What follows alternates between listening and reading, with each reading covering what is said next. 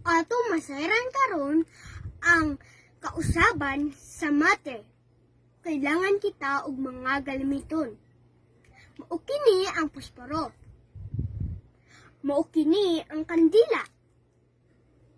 Mao kini ang baso.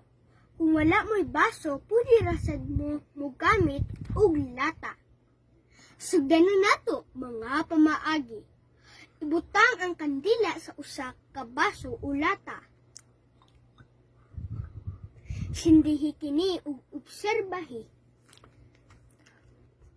Mga bata, mag-amping kamo sa paggamit sa kandila.